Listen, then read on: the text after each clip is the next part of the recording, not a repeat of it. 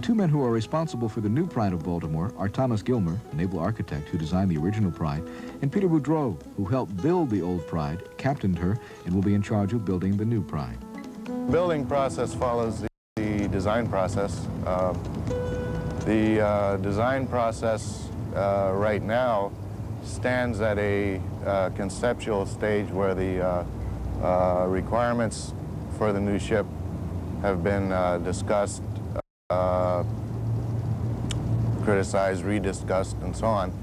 This ship is going to be an extension of the original Pride in its capabilities and its continuing to carry on the mission of the original Pride, but its mission is now being enlarged. We're paying a lot of attention to detail that visitors will see. However, the underbody of the ship and the down below will incorporate slight differences since nobody's really going to see them. We're going to carry passengers, this time for hire. The original Pride, that was not in its mission or its purpose. So there was a greater latitude to be absolutely authentic inside and out.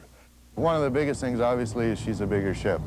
She's, when you get bigger, your ability to carry sail, your stability, seaworthiness increases more than just a prorated size increase. This time it will have to be subdivided for water tightness inside, probably in about 5 compartments. It will carry external ballast, which will give it a greater capacity to carry sail. If you look at it from a purely objective point of view, we probably should all stay home. And what we're doing now is we're taking what we've learned in 8 or 10 years. We're taking a lot of specific things and trying to keep the image of the Pride alive in the new ship. The men and women who sailed Pride not only have strong opinions about what should go into the new ship, but they have the ears of all those concerned. Susie Huseman has strong opinions. I think what happened to us was an act of God, or whatever you want to call it. I don't think it was a regular, everyday occurrence. And I don't blame Pride's design for what happened to me or what happened to us. But I think that because of what happened, you can't design the boat the way it was before. You have to make some changes.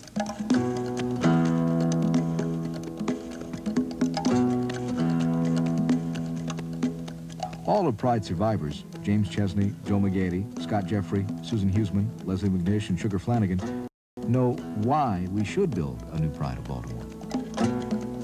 First of all, it was very successful at what it did, and it really did a good job at promoting the city of Baltimore, and it fulfilled its mission. But more than that, I think it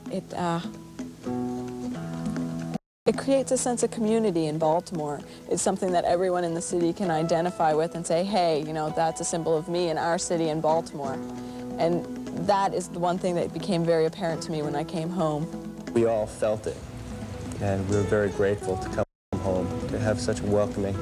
I think another boat to continue what Pride's mission was is a good idea. She'll be pretty. Tom Gilmer has got it together. He knows what he's doing. So does Peter. Just the name is what it means.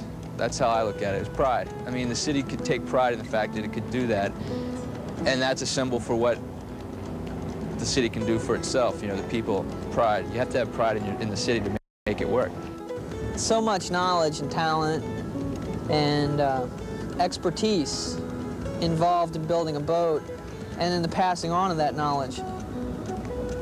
And I'd like to see that continue. She was representing the city, just the city, and she was the city.